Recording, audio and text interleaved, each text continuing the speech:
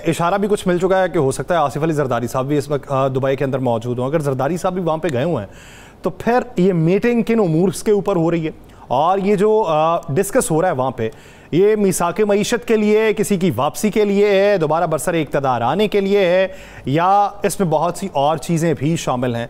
राना साहब क्या समझते हैं, ये जो जोड़ तोड़ इस वक्त हमें दिखाई देता है, इस जोड़ तोड़ में किसी का ज़्यादा जुड़ना तो नहीं दिखाई दे रहा? भैया बात यह है कि ये सारी मीटिंग जो है ना, ये इक़्तिदार के दरवाजे खोलने के लिए है, अपना हिस्सा लेने के लिए है। अगर आप इसमें ये कहें कि पाकिस्तान की अवाम के लिए कोई खुशखबरी है, आप ये कहें कि पाकिस्तान की अवाम के लिए कोई चीज़ है, आप यहाँ पे वहाँ पे कहें कि पाकिस्तान की मुआशी सूरत-ए-हाल को बेहतर करने के लिए, कोई ऐसी बात नहीं। मैंने इशारा दिया था कि बहुत से रहनुमा शामिल हैं, तो आपने तैमूर भाई की बात सुन ली कि जरदारी साहब वहाँ पे हैं, तो जब जरदारी साहब वहाँ पे हैं तो कोई और भी वहाँ पे हैं, तो इसका मतलब है कि वहाँ पर कुछ फ़ैसले हो रहे हैं। फ़ैसले यही हो रहे हैं, मत सोचिए कि आप ये सोच के आए कि वहाँ से बहुत बड़ी सरमायाकारी आ रही है, आप मत सोचिएगा कि वहाँ से बहुत कुछ आ रहा है। अल्लाह करे ऐसा हो, हम गलत हों, अल्लाह करे ऐसा हो और हम गलत हों, लेकिन वहाँ से आ कुछ नहीं रहा, वहाँ पे जा रहा है।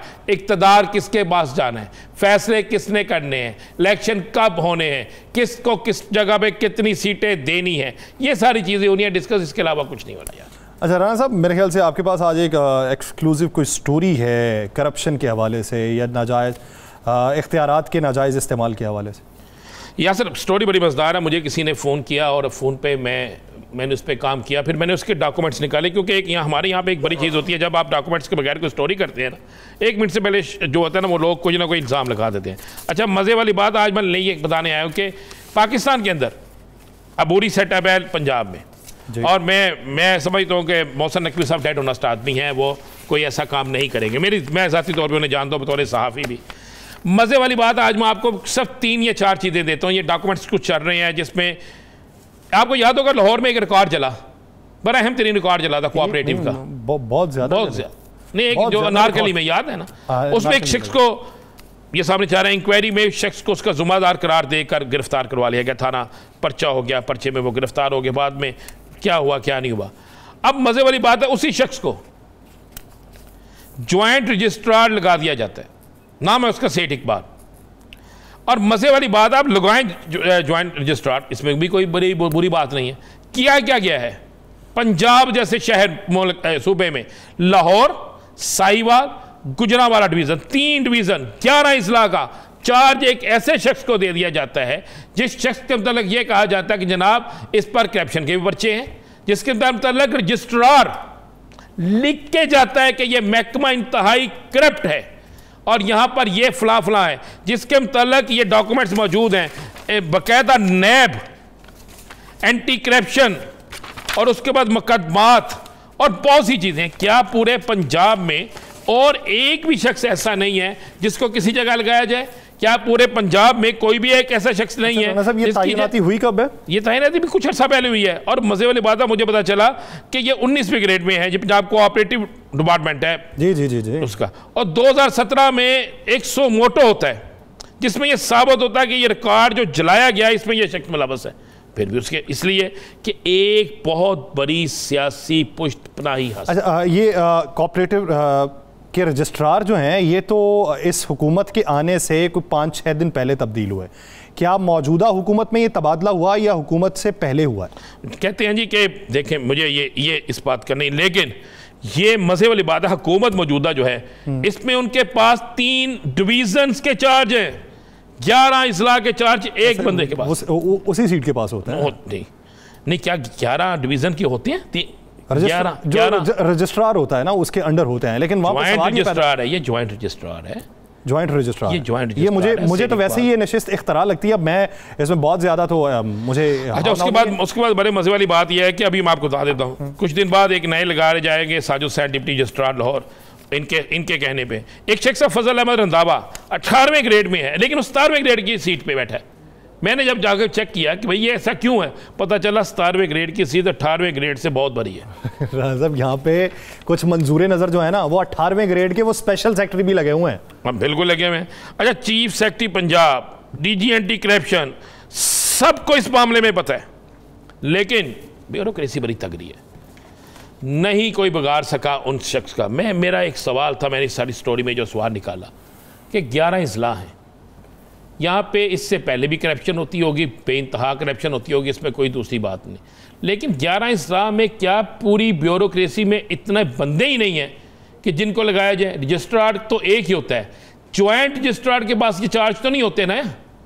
क्या कितना मंजूर नज़र होगा किसी का, वो कितना मंजूर नज़र होगा कि जिसके मतलब आप सोच भी नहीं सकते। ये सारी चीज़ें मेरे पास मौजूद हैं, डॉक्यूमेंट सारे हैं। मुझे किसी ने कहा जी आप उनको फ़ोन करके उनका मौक़िफ़ लें, मैंने फ़ोन करके कोशिश की मौक़िफ़ लेने की, फ़ोन उन्होंने अटेंड नहीं किया, मैंने मैसेज छोड़ दिया, फिर भी फ़ोन अटेंड नहीं किया। मैंने कहा चले मौक़िफ़ लेने का मतलब होता है इस मुल्क में किसी को कहने ना आप फ़ोन करें आप कि आ जाए जी, आपको कहते हैं ब्लैकमेल कर रहे हो।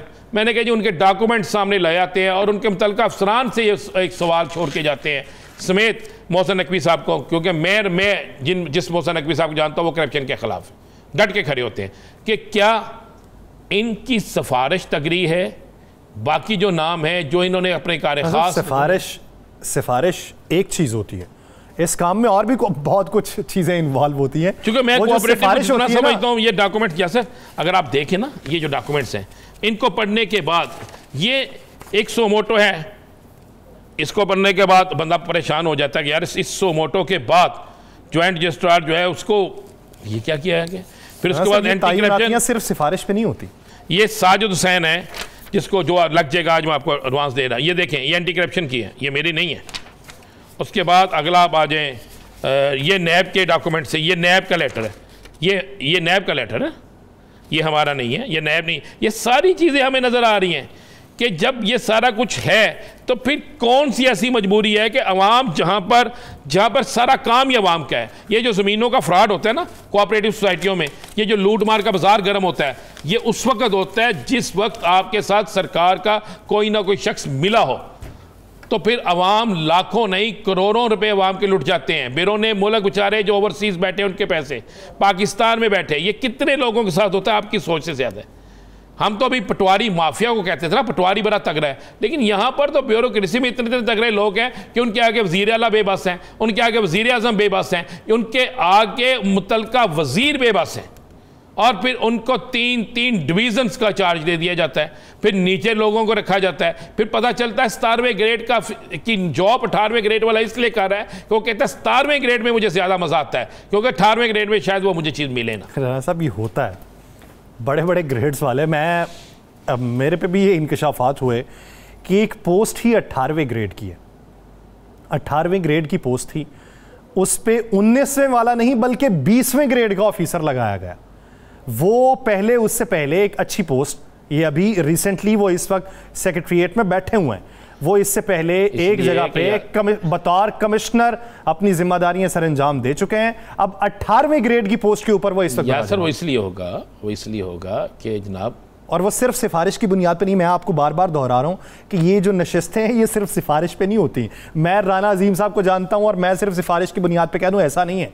वो जान पहचान भी नहीं होती, जान पहचान के बावजूद सिफारिश। मैं अभी बहुत सी चीज़ें ना जिक्र नहीं कर रहा जानबूझ के, मैंने डॉक्यूमेंट्स का पलंदा तो इकट्ठा कर लिया, मैं जिक्र इसलिए नहीं कर रहा कि यासर साहब हम किस मुआशरे में रह रहे हैं जहाँ पर जंगल का कानून है, अंधेर नगरी चौबट राज, तगड़े हैं ये लोग, बहुत तगड़े हैं ये लोग। ये ब्यूरोक्रेसी इतनी तगड़ी है कि आप इनको हिला नहीं सकते, आप इनके खिलाफ इंक्वायरी नहीं कर सकते, आप इनके खिलाफ सो मोटो एक्शन लेने के बावजूद मजबूर हो जाते हैं, जुर्म साबित होने के बावजूद उसे बेगुनाह लिखना, आप मजबूर हो जाते हैं इनके आगे घुटने टेकने के लिए। क्यों? इनके पास सिफारिशें तगड़ी होती हैं, इनके पास रास्ते बहुत से होते हैं। मैं राना साहब फिर मैं खोलता हूँ। पिछले दिनों, ये अभी कोई 2 महीने पहले की बात है, किसी के वाया मेरे पास एक पैगाम आता है कि ये तायुनाती करवा दें, किसी को आपके कोई जानने वाले होंगे तो कह के करवा दें। मैंने वो बात आगे चला दी, 3-4 लोगों से बात की, जितने कोई रेफरेंस थे कर दी कि मैंने कहा जी कि एक बंदा अहल है, पहले भी इसी सीट के ऊपर मौजूद था और इसको दोबारा यहाँ पे लगा दें अगर बन सकता है क्राइटेरिया या मेरिट। तो पता चला कि उस नशिस्त के ऊपर तो इस ग्रेड से 2 ऊपर वाले ग्रेड वाला ऑफिसर मौजूद है, और वो भी तगड़ी सिफारिश के साथ तगड़े माल के बाद लगे हुए हैं। और मुझे बाद में ये मालूम पड़ा कि जो मेरे तक सिफारिश आई है वो जिसके वाया आई है, वहां पे बात ये हुई है कि आपको 1 करोड़ रुपया दिया जाएगा। ये बात है वो उस सीट के लिए, अंदाजा लगाएं कि ये सिर्फ एक बंदे से दूसरे बंदे तक पैगाम है। मैं नहीं जानता उसमें कितने चैनल। इसी डर से ना मैंने इसी डर से ये नहीं कहा कि बार बार फ़ोन नहीं किया, वो यही ना समझे कि हमसे कुछ मांग रहे हैं। हमने कहा डॉक्यूमेंट सामने ले आओ, सारी चीज़ें सामने ले आओ, सवाल रख दो सरकार के आगे कि जनाब ये एक सवाल है, खुदा का वास्ता इसका जवाब दे दीजिएगा, खुदा का वास्ता अगर इंसाफ हो तो कर दीजिएगा। यहाँ पर थाने बिकते हैं यासर साहब, मैं स्टोरी करके दिखाऊंगा। थाना बिकता है, कौन सा थाना कितने में कहाँ बिकता है, किस थाने का क्या रेट है, किस एसपी का क्या रेट है डिवीज़न का, किस पटवार खाने का क्या रेट है। चले मैं एक वीडियो ला के दिखाता हूं आपको, कल प्रोग्राम में या अगले प्रोग्राम में आपको दिखाएंगे कि लाहौर के एक मारूफ तरीन शख्स बड़ी अहम पोस्ट पे लगे हुए, वो डांस पार्टियां किस तरह अरेंज करते हैं और वहां पर आने वाले पटवारी, नायब तहसीलदार आपस में लेन देन किस तरह करते हैं और दफातर में नहीं, उस अड्डे पे काम किस तरह होता है।